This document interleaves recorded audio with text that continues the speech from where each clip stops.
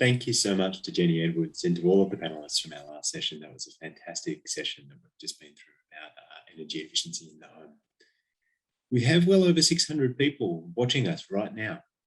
It's really fantastic to see the comments in the chat where people are coming to us from today, and I encourage you to keep adding to that. We'd love to see where people are joining this session from now. Before our next session, we'd like to remind you that we have 130 homes open on our website, sustainablehouseday.com, where you can view detailed house specifications and video house tours, as well as interact with homeowners via comments. Next up, we have a session on sustainability on a budget. The session is hosted by Daniel Berry from Monash University, and I'm really pleased to hand over to Daniel now. Thanks for the introduction. Hi everyone, I'm Daniel, the Zero Carbon Champion from the City of Monash, speaking to you from Wurundjeri lands. My role is to support the Monash community to make informed, considered decisions around how they can best live sustainably and be more self-sustaining and actively reduce their carbon emissions. This session is titled On the Cheap, Sustainability on a Budget, and will hopefully demonstrate that living sustainably is for everyone, not just those that have the finances to access the best performing or highest cost sustainable solutions. There are plenty of opportunities to reduce construction and operating costs when building and renovating. So the homeowners we'll be hearing from in this session have spent their money wisely to create efficient and comfortable sustainable homes, and they're looking forward to sharing that experience. There's more information about their homes available through the Sustainable House Day program for this event. And as with previous sessions, feel free to pop your questions into the Q&A and we'll do our best to respond to them. I'll now introduce our panelists, where they will share a little bit about themselves, where they live and their homes. The first up is Tom and Tom's passive solar house. Thanks, Tom. Thanks, Daniel. Hi, my name's Tom Lerner. I live in Whadjuk country, Fremantle, Western Australia. The climate where I am is what's call it Mediterranean. We have long, hot, dry summers and mild, wet winters. We also have a lovely little thing called the Fremantle Doctor that kind of kicks in the evenings in the summers and brings a bit of mild weather. So my home was kind of designed with that in mind, as well as a kind of cooling system. I built my house primarily as somewhere for me to live, and I really wanted it to, if I'm going to be here for a few years, I wanted it to function well and be comfortable all year round, and I wanted to make it as efficient as I could, because I think that's the way forward. So I used that as an opportunity and sort of built that into design.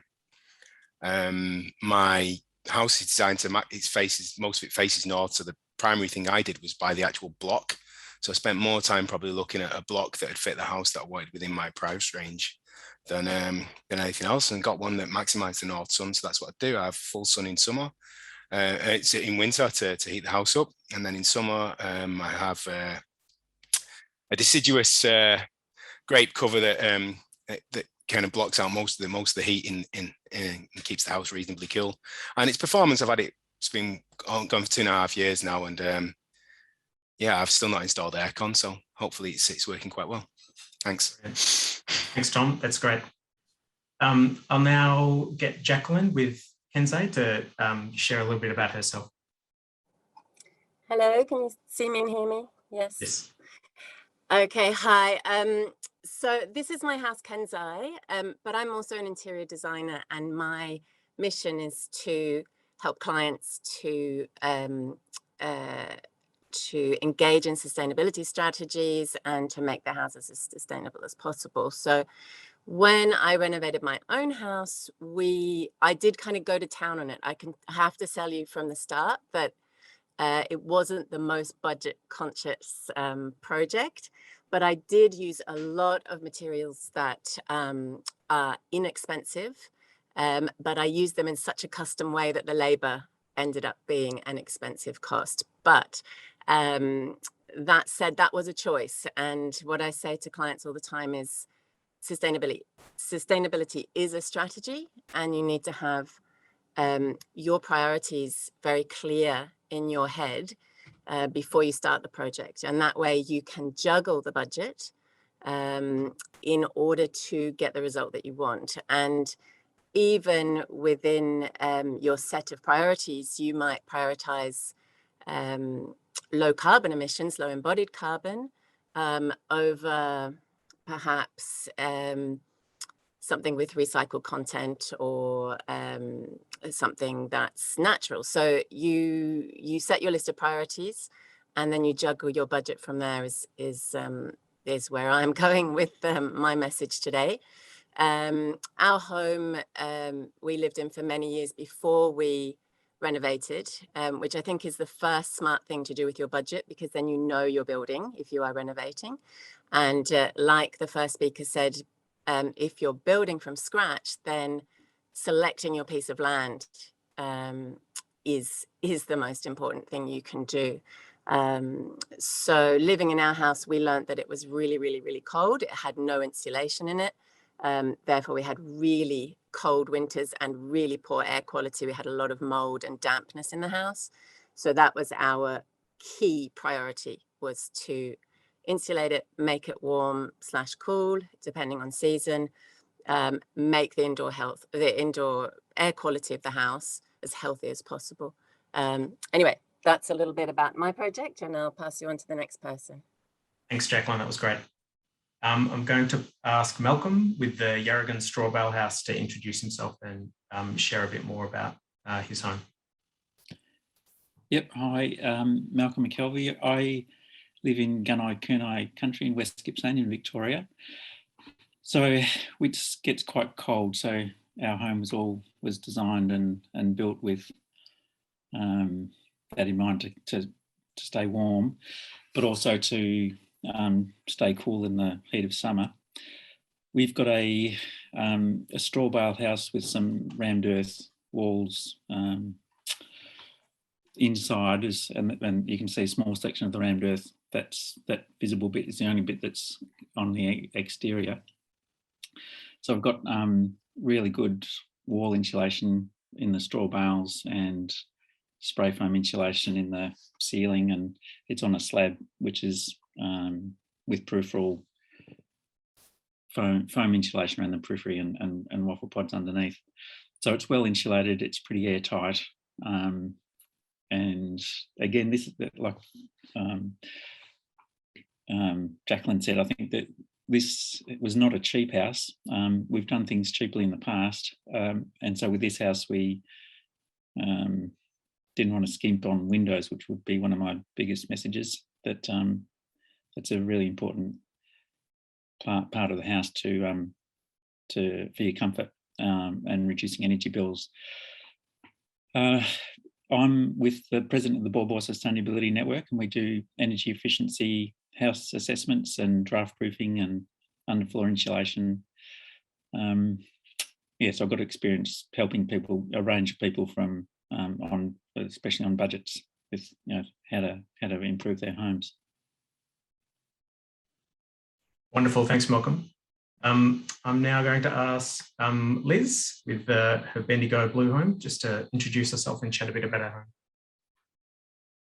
Hi, so I have built what I call a budget home. It costs $210,000. Has 2 bedrooms and a deck out the back. I think the most important thing about my house was the angles, and the most important thing to decide this was actually talking with the builder and designer about these things, because I wanted a much sharper angle, but that was going to cost a fortune. So, yeah, there were compromises made, which meant that my building could still be in budget. So I have polished concrete floor, thermally broken double glazed aluminium windows. I bought a block that is a backyard of another house, and it did take a long time to find a block where I could get north facing. That view you see there has a window on the front that faces west. I didn't actually want a window facing west, but I had to comply with neighbourhood character. So yeah, I wrote a small thesis about neighbourhood character and submitted it to council. And you can see I've used some recycled bricks to match. There's some other houses in the street that have red bricks, but I still got some colour bond in, although they weren't quite very keen on the zinc look. Yeah, look, I love my house. It's costing me nothing to run, even though it's only got a 3 kilowatt system on the roof. Yeah, it's really comfortable. And yeah, I love it. And I'm in Bendigo in Yarragon country. Wonderful. Thanks, Liz. So thanks, Liz, Malcolm and Jacqueline and Tom for that great background and information about yourselves and your homes. I think it's great. We've got a great range of build types and motivations for building. And for some of us with COVID and lockdowns, I think, we've been blessed with a greater understanding of how our homes perform. I'm in Victoria, so I spent 202 many days in lockdown, and I've got a much greater understanding of how my building performs and doesn't perform. And it's great to hear from all of you that we're in different parts of Australia, and we have different climate experiences, and we have different, demands and requirements on our buildings. We'll jump into the Q&A part of our session. I'll just collect the first question. So the first question is, what were the most important factors for you when you looked at keeping costs down during your build or renovation? So if a panelist wants to jump in, otherwise I might nominate someone to speak. I'll jump in if you like. Thanks, Jacqueline. Okay. So the most important thing, I think, is to know what you need the most, and to know that if those things are high cost, you're going to have to save costs in other areas. And you will meet with compromise, and you can hopefully not compromise on sustainability while also not compromising on your budget. The best way I know how to do this with my clients and with my own house is to know what I can reuse or what I can find secondhand first, making sure that those things will perform, because the performance of something over time is also really important. Sometimes we spend a little bit more upfront for something we know is going to perform really long term, as opposed to buying something cheap upfront that'll cost us more in the long term to run or to replace. So yeah, knowing what is your priority, what is really necessary, and when you need to have a big ticket item, knowing where you can save costs on other items. So I do source, for example, lighting is often a really expensive item. I source a lot of that secondhand. I scour, secondhand shops, etc., eBay, all that sort of thing, and end up with really great lighting that doesn't cost a lot. Or I'll go and get paper lanterns, that you can hang around a ceiling, a simple ceiling globe. So something that has a really nice look, but low cost, because I know maybe I need to invest in my solar array, which is a really key thing to be making your own energy. So yeah, knowing where your big ticket items are and where you can make small ticket items count would be my advice there. Great. Thanks, Jacqueline. Liz, are you happy to share? Sure. Look, I think the most important thing if you're building is insulation.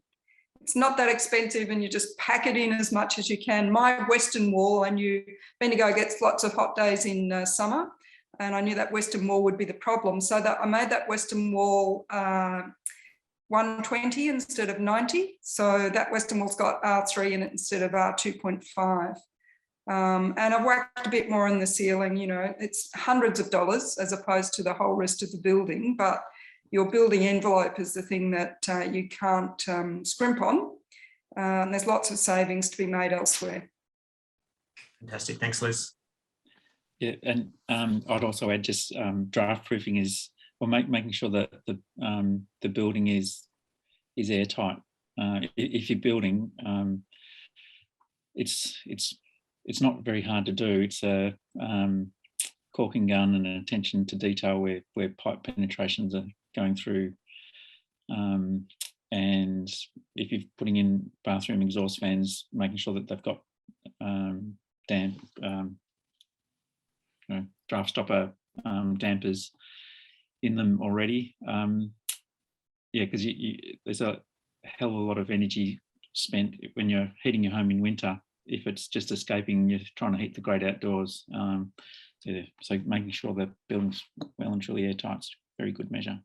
Great. Thanks for that. We did have a question which was, what's the most bang for buck thing that we can do to increase our sustainable lifestyle, assuming we live in an average lifestyle. And I think both Liz and Malcolm and Jacqueline kind of described that, which was using your money where it gets your best return on investment. And I think talking about the thermal envelope, so securing your thermal envelope, making sure it works well, and then spending your money elsewhere. Fantastic. I've got another question here.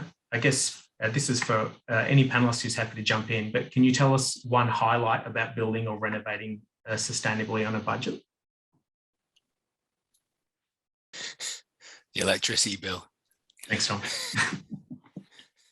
Can you talk a bit more about that, Tom? Oh, just the fact that it's pretty simple. Once I installed the panels, I mean, I don't have electricity bills really anymore. I get sort of maybe 100 twice over winter, and then I get that back over the next few months. As long as you use it well. So it's like knowing how your house works, working out how the performance is, and just keeping on top of that. But yeah, once you sort of see that tangible change within the first year, it's pretty awesome. Yeah. Excellent. I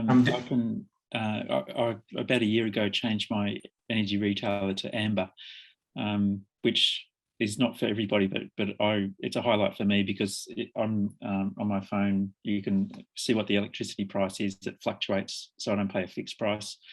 Sometimes it's very, very cheap, and sometimes it's very expensive. So okay, I'm not going to do this. I'm not going to do that now. I'll do it tonight, or I'll do that when it's sunny or windy. Yeah, that's something to consider for energy nerds. Fantastic. Does anyone else want to contribute? Maybe Jacqueline, you want to talk about the amazing view that you have on your property? That is a highlight, yes. But actually, the biggest highlight for me of our build was covering over the old pool that was on the property right down the bottom, because we're on a hill. We put a concrete lid on that, and all the roof water now drains to that. That's our something like 25,000 litre water tank, and I could put my kitchen garden on top of it in planter boxes in wicking beds, so don't need a lot of water. But if I overwater them, all the water comes out, goes back into the tank underneath, and we flush toilets with it. And I love that tank. It's just such a gift. I got a space out of the top of it, and I can water all my veggie patch with it, and nothing goes to waste. So that was definitely the highlight for me. Excellent. Liz, are you happy to share a highlight of your build? Sure. Look, I think the outside environment is important, and yeah, I've left enough room, even though it's only someone else's backyard. It's 260 square metres. I still have room for a native garden out the front, so I've got a huge amount of grevilleas and banksias and salt bushes and pymelias, and yeah, no, it looks great. So I'm really happy that I have a space between me and the street. I don't have a front fence. I have a front native garden instead. And down the side, I can grow some veggies and feed some of my needs as well. So yeah, outside environment is important too. Yeah. And also, even though I didn't get the big angle that I wanted in my design, I still got my offset angle and my high ceilings in my living room, which makes a huge difference to the space of the room and how it feels. So that's probably a highlight. Just this whole living dining room is nice and bright and airy. Wonderful, thank you. We've got a couple of questions around orientation, and I was wondering if I can't remember all of your building orientations, but I was wondering if we could get a bit of insight into, have any of you built on an unsuitable block or a difficult or a poor orientation block, or have you all prioritised solar orientation or building orientation? Maybe.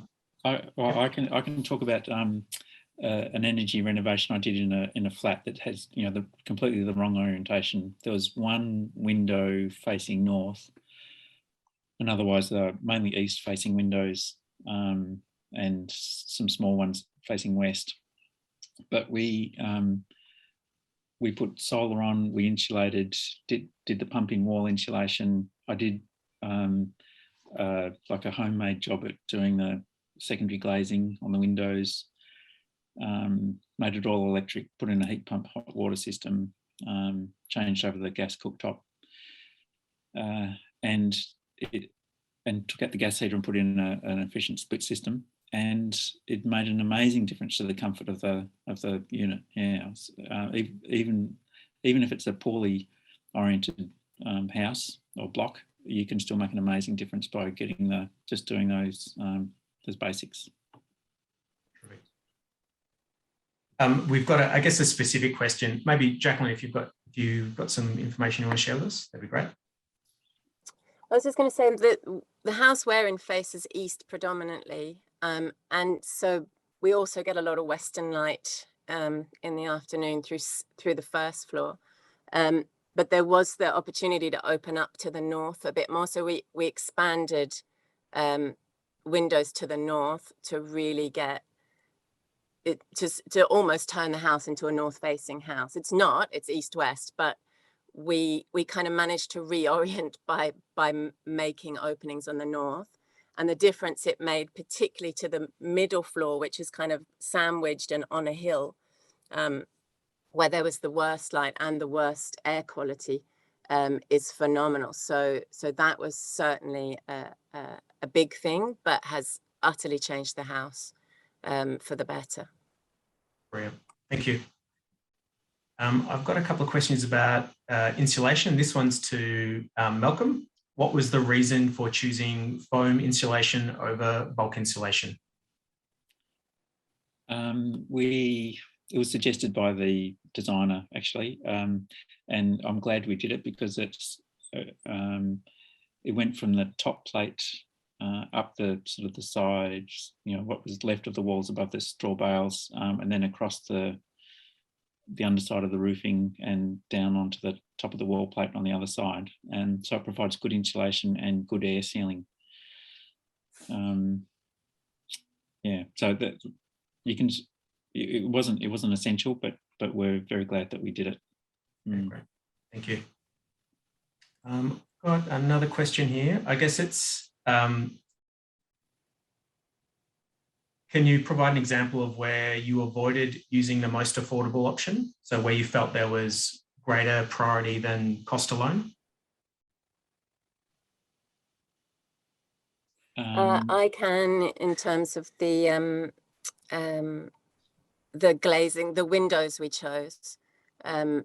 I really wanted to have timber windows for the look, and I wanted them to be recycled timber basically for the sustainability impact, that there were no new materials. And so that was very much driven by aesthetic as well as the sustainability goal of having double glazed recycled timber windows, but there's certainly a high cost. Okay. Thanks. Liz, did you want to add, I guess, where you chose not to compromise on cost? There wasn't really any compromise. I went with cost nearly 99% of the time, but I did use like non-toxic materials everywhere. So the plywood was E0, which means it has no formaldehyde. The floor covering on my polished concrete floor was completely water-based, so no chemicals. The paints were all low VOC. But, those things didn't actually cost any more than other ones would have. It's just a matter of doing your research. Brilliant, thank you. While I've got you, Liz, I've got a question just for you, which is, Liz, can I ask what brand of thermally broken aluminium windows you used in your house? Yeah, Dow. They were the cheapest, and, everything's a compromise. They're still performing quite well. I don't even have proper curtains yet. I just have I have IKEA sort of sheer curtains, but they work quite well. So I'm quite happy. I actually had the thermal camera and gave it a whiz around the house, and they're performing okay. Yeah. Right. Well, could you spell the brand for us? DOWELL. Right. Thanks very much. Tom, are you able to share maybe somewhere where you felt like there was a priority more than budget in your build? Was part of the look of it out the front. I mean, in terms of, so to keep the sun off during the summer, I could have just used shade sails, but I wanted to make a bit of a feature. I've also got like a couple of the others here, a bit of an edible garden out the front, but so I've combined that and built a great big, like enormous 6 meter by 4 meter pergola out the front, which I've grown grapes over. So it's got a really, really nice look in summer as well. So that's probably where I've gone for slightly more expensive than I needed to, but that was because I had a bit left over. There's a few things where I saved money as well by not putting them in, but there's forward compatible in terms of sustainability. So I've saved money now for when I've got a bit more later on. So things like I've not got a battery, but I've got the Fronius inverter that can connect to the battery.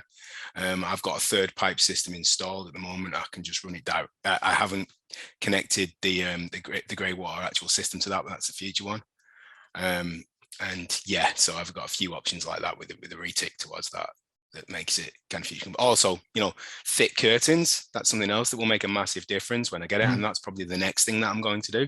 I've just got blinds, but it's working pretty well. Right, thanks very much.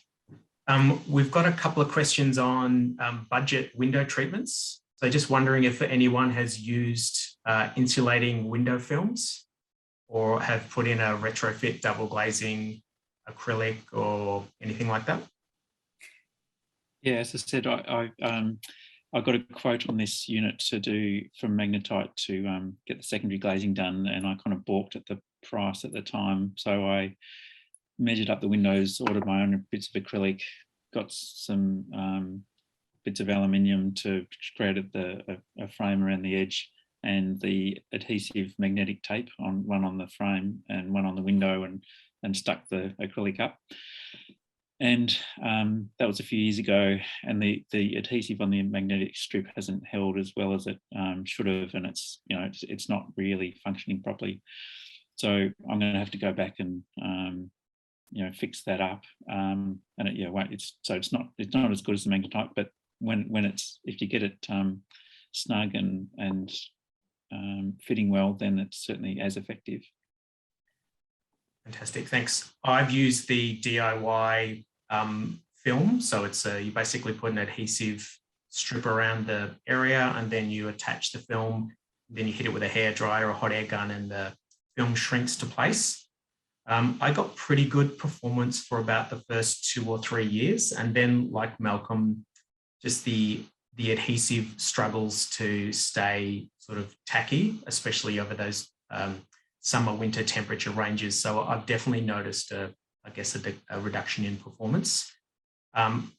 It's a tricky one. I guess if you like, for me, I did it because I was on a very, very tight budget. I'd spent all my money renovating the front part of my house, and I didn't have any money left.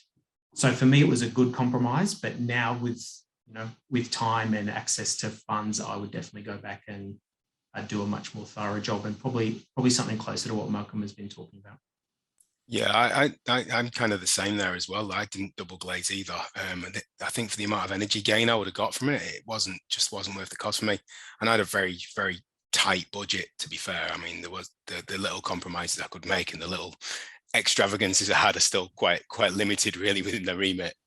But it's all kind of keeping it open so you can do it and not closing any doors on you in the future, which I thought was quite important. That's great. Thanks, Tom. Low emissivity glass. So you can get a plain single pane glass with an embedded low emissivity layer, so low E glass.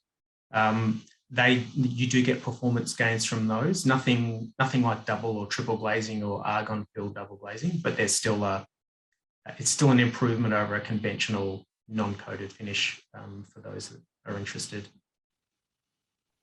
There was one question here. Can you all please describe roughly your footprint? So how many meters squared you're working with? Liz, are you happy to share how big your property is? Sure. So I've got a 260 square metre block. I've got 78 square metres inside, and then another 10 square metres on a deck on the back. The deck on the back faces east or northeast, north and east. So it's a nice sunny one. And I've also got some clear roofing in there so that I get the northern sun through to the back bedroom that's on the back of that deck. So, yeah, it's small, but I say with good design, with some nice high ceilings and some warmth. I've got plywood on the ceilings and one of the walls. yeah, it's a great spot. Excellent, thanks. Malcolm, do you want to share roughly how big your footprint is? Yeah, well, this is another mistake. We designed and built when the kids were still living at home, and then within a few short years, the kids have gone, and we're left with this house way bigger than we need. So I don't know exactly how big it is, but it's 4 bedrooms, and yeah, we just don't need it anymore. So yeah, if I was doing it again, I would have made it smaller. Great, thanks. Jacqueline, are you able to share how big the footprint is on your property, please? Yeah, our house is 360 meters squared, and across 3 levels that go down a hill. It's built into a hill. So we have, there were 4 bedrooms when we moved in, which we left that at. And yes, we have children and they've grown up in this house. And we're actually planning, as soon as they finish school, which is in a couple of years now, they're going, we're going, the house is being sold to a family and we're downsizing. Because I know from running it for 4 of us, that if we're then running it for 2 of us, we're going to be wasting a lot of energy.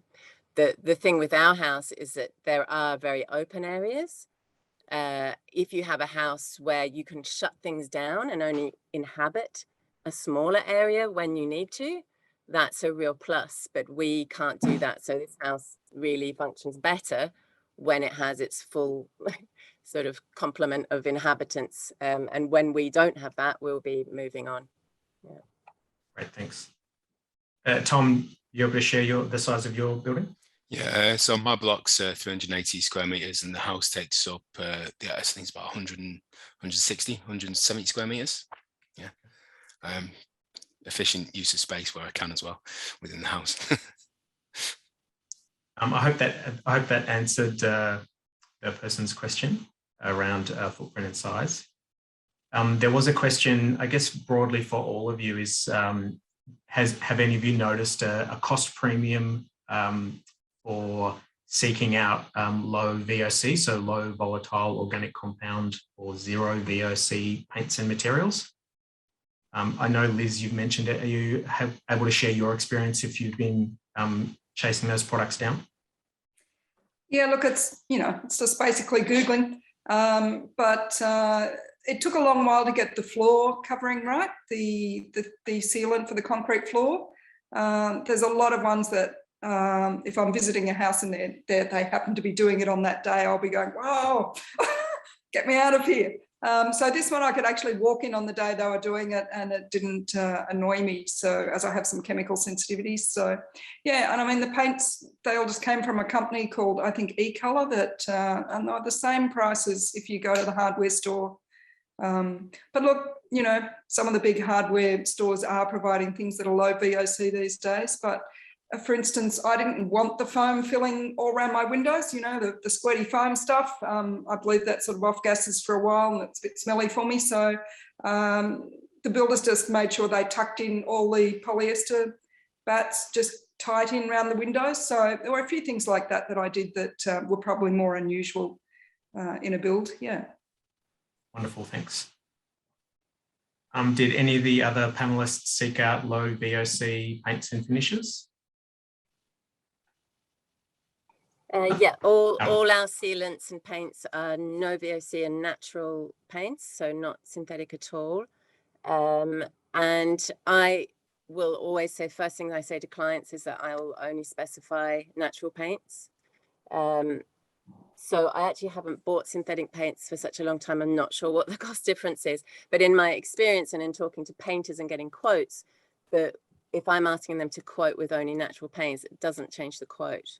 So it doesn't seem to have that much impact anymore. Certainly now, as the market has sort of increased in terms of natural paints, there's a lot more to find out there than there used to be even 5 years ago or 10 years ago, certainly. So you don't even have to go. My advice is don't go low VOC, go no VOC and all natural paints. You get such a much better finish. The light, how it bounces off is much better. You can sleep in it that day. Like it's such a it's a totally different experience when you use a natural paint product or sealants, anything like that. Great, thanks very much. I've got a quick question, I guess, on cost and budget. So if you're comfortable sharing, you don't have to share dollar value specifically, but if you're interested in talking about sort of the budgets that you're operating in or how close you got to meeting your budget sort of targets during your builds. Tom, are you happy to share a bit about budget and cost if you're able to? Yep, sure. Sorry, I was just typing an answer to a question in the Q&A then. Do you want to repeat the question fully? I apologize. Yeah, sorry for that. We're just talking about if you had a financial target or a financial budget in mind when you were building, and if you're comfortable sharing it, right? If you're not, that's fine. And just how close you got to it. Yeah, so my full build budget was 190,000. That's after the blocks. That's on the house, it was keep everything as minimal as possible and start. I did go over budget, but not by a huge amount. I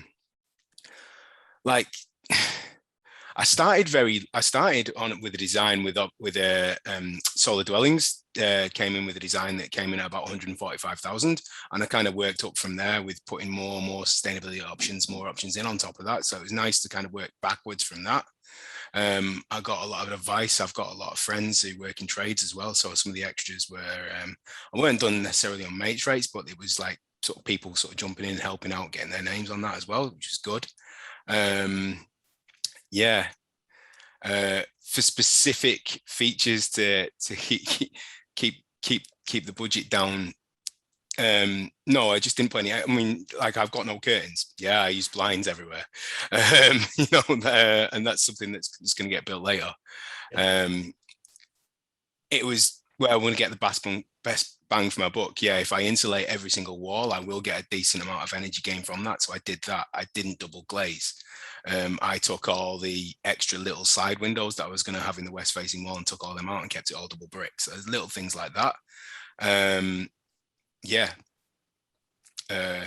What are your non-negotiables? Sorry.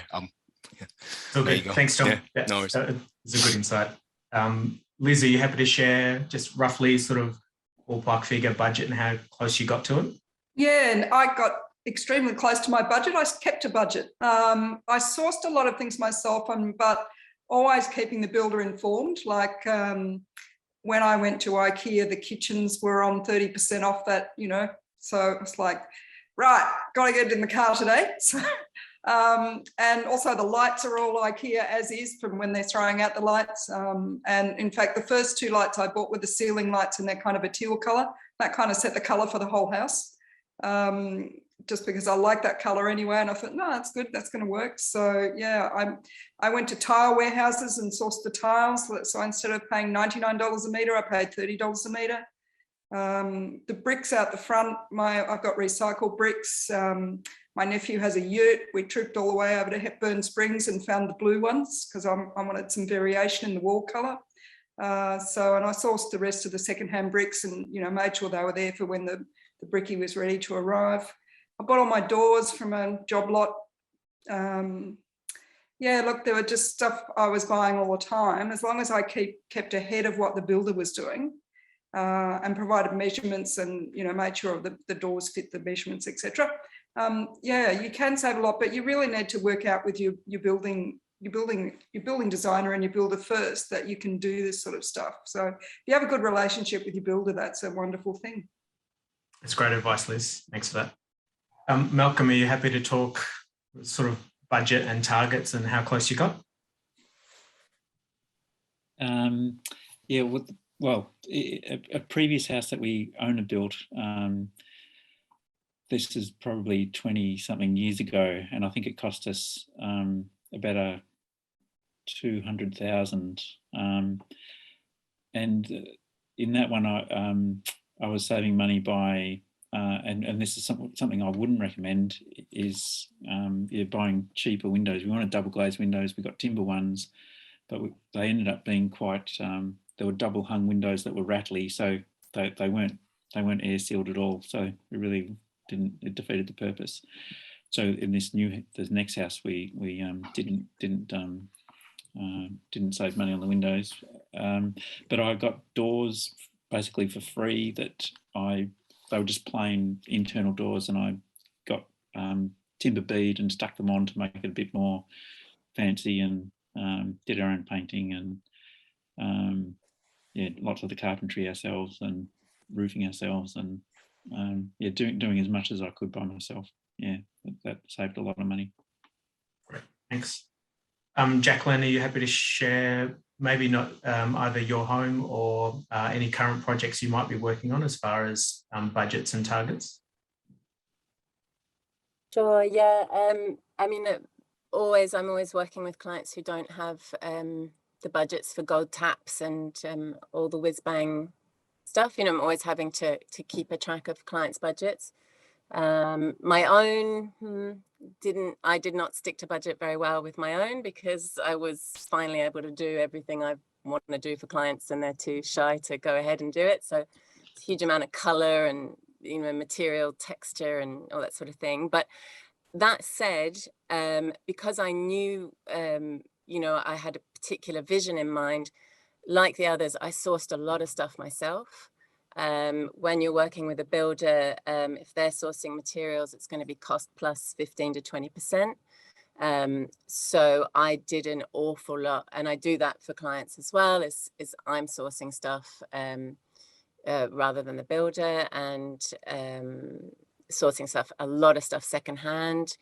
The thing I find is that where you can save money, you've usually spent a lot of time, and you have to be prepared to do that, and a lot of time. So, but with clients, I'm often trying to encourage them as well, when we're sticking in budget, to think about what is actually a necessity. And it is part of the strategy of sustainability. It's actually called dematerialization. Like, do you need a material there? Or can that pipe, for example, be exposed? Or can that piece of structure be, you know, remain exposed? Do we need to cover up? Do we need a ceiling? Do we need another floor finish?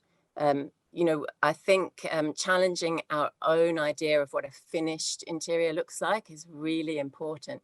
And we need to reduce the amount of materials we're using. And if we can't do that, we need to be using recycled materials. So I spend an awful lot of time in the first place researching where I can get secondhand or recycle or materials made from recycled content, which I put really high up my priority list. I want to be using waste in my buildings. And then second of all, talking to my builder, do we need that? Why do we need that? What's another way of doing that where we don't need another piece of material that you have to go and buy from Bunnings? So but like I said, that takes time, and you have to be committed to it. Definitely, it's really good advice there. I've got a question for all of you, which is, can you suggest any local groups or resources or community connections that you may have used to help you keep your costs down, make savings, or inform your design choices? If any of you are members of a local environmental group or anything like that, have they helped you to sort of inform your decisions? Liz, are you happy to share? Sure. We've got a local Bendigo sustainability group, and I've been a member for probably about 13 years and been involved with running our own Sustainable House Day, which is on next weekend, everybody. So if you want to Google it, we'll be there. We've got 4 brilliant workshops. So luckily I got out in between lockdowns in Victoria and did lots of interviews and videos with, so I got passive houses. But one of my favourite features is people who've retrofitted. So we have one like drafty weatherboard house that was freezing cold. It had gas heating, and so they've crawled under the house. They've put polyester bats all under the house. They've drilled holes in their plaster inside and injected insulation. And, you know, they've done lots of things with blinds and just really basic, simple stuff to make it a nice, warm and cozy house. So, I mean, I think these workshops are really good ideas. So we've got some new builds, and we also got gardens. because I actually believe that gardens are a really important part of living sustainably. So yeah, Bendigo Sustainable House Day, folks. Thanks, Liz. Malcolm, did you want to add something? Yeah, I'm in the Bosscher Sustainability Network, and we've got a main focus on helping people reduce their energy use at home. So, yeah, as I said in the intro, we do home energy assessments, blower door testing, thermal imaging, and draft proofing and underfloor insulation retrofits. So, yeah, so if anyone's not too far away from Bosscher and want to get in contact, please do. Great, thanks, Malcolm. If there's no more responses, Jacqueline? I would just say one thing. Because this is what I do professionally, I actually spend a lot of time looking at sites like ecospecifier.com, which is a little bit complex, but you find, you put in what you're looking for, so flooring or tiles or whatever, and what comes up is a list of items that have a global green tag rating. And so I always direct myself to only be looking at green materials. There's also another one that's just come online, which is called the Green List. And that has been put online by a developer who's just made that really massive Burwood Brickworks shopping centre in Victoria, and the Australian Living Future Institute, which runs a program that creates regenerative buildings, so not just net zero buildings, but regenerative buildings that generate clean water and generate electricity. So they actually shared their entire list of products that they put into that building, which, yes, is a commercial, but I've already used that list to select some taps that are going into a very tiny job in Bondi for a client who's got a very, very, very small budget. So looking at some of those lists of green ratings groups is really useful, because you're already only looking at sustainable products. That's great advice. Local library was helpful as well. Get your kind of home energy efficiency kits from there and places like that as well. It's good advice. One thing I do is walk around my neighbourhood and see homes being renovated or being built, and just keeping an eye on them. It's actually, it's a great way to see how other people are building and constructing, what sort of materials they're using, how they're insulating. A lot of the time, the construction companies will put their sort of billboards or signs attached to the buildings. It's one thing I've been doing, so looking at recycled content and seeing that buildings being built with recycled bricks or recycled timber, or using more environmentally considered materials. Malcolm, we've got a couple of questions for you around your straw bale design. There was a couple of questions about just generally how you manage so the potential risk of mold, and what kind of floor you have. There'll be a few, and if you were if you did an own build, or if you brought in someone to do the whole construction process. Yeah, on the last one first, the last house we did was mud brick and owner built, and I was keen to build, but not keen enough to do it myself again. So, and we got it. Yeah, so we had a builder. I did it. I helped a bit, but not very much.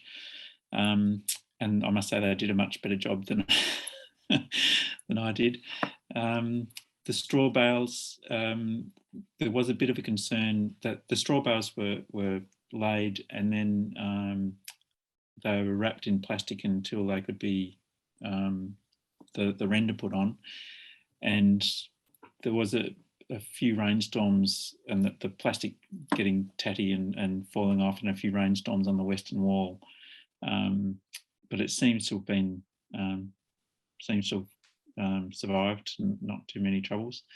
One problem has been the render on each corner of the house has cracked, and I need to go and repair that and maybe put in mastic instead as an expansion joint.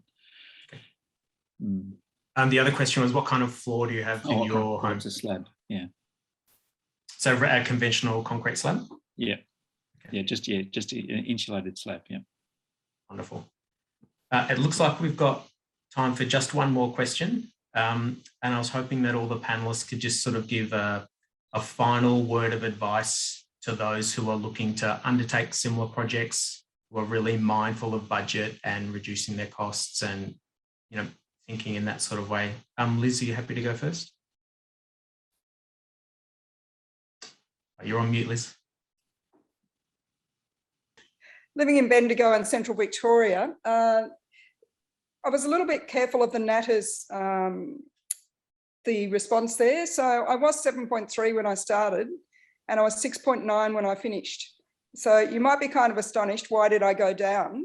It's because we're in the same climatic area as Ballarat, which is colder in winter and cooler in summer. And in Bendigo, we get quite hot summers. So I wanted my eaves on the north side to be a bit wider. So I lost stars because I did that. And I also lost stars because I wanted a light coloured roof rather than a dark coloured roof. So just be careful with your stars, everybody. Yeah. And I think use your common sense and some of these things, you just, use your common sense.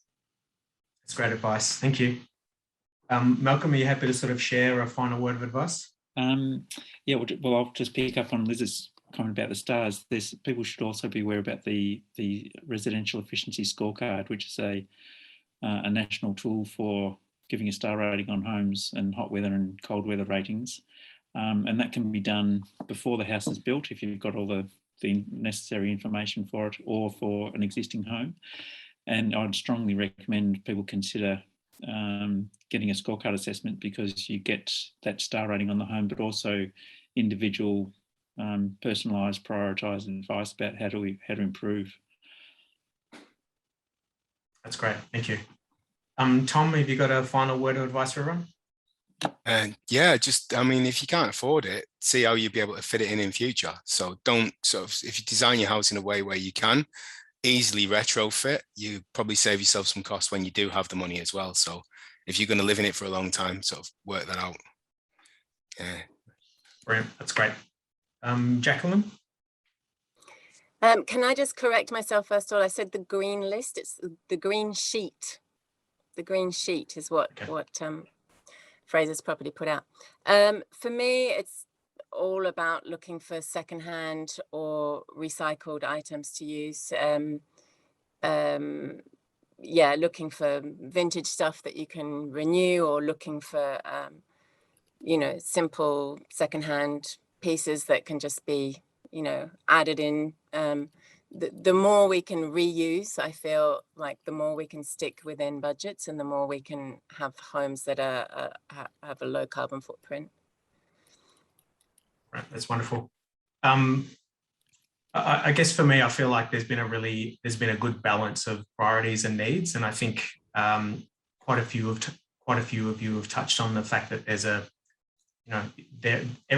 a cost to everything. It's either time or money, and it's balancing those out. And I think, being informed, understanding the materials you're using, speaking to people who have done the work, getting advice. Renew provide amazing resources. Speed Data, Sustainability Expert, Sanctuary, and Renew magazines are great. Days like today are fantastic as well. I guess I wanted to thank all our panelists, Liz, Malcolm, Jacqueline, and Tom, for sharing their fantastic insights into how they've gone around building and renovating in different and cost and environmentally considered ways. And I hope that we've been able to answer most of your questions. There's been a stack of questions, and we've tried to get to as many of them as we can. And I would definitely encourage you to go and have a look at that Malcolm, Liz, and Tom and Jacqueline's houses, which are attached to the event program for today. So again, thanks everyone, and I hope you all continue to enjoy your 2021 Sustainable House Day.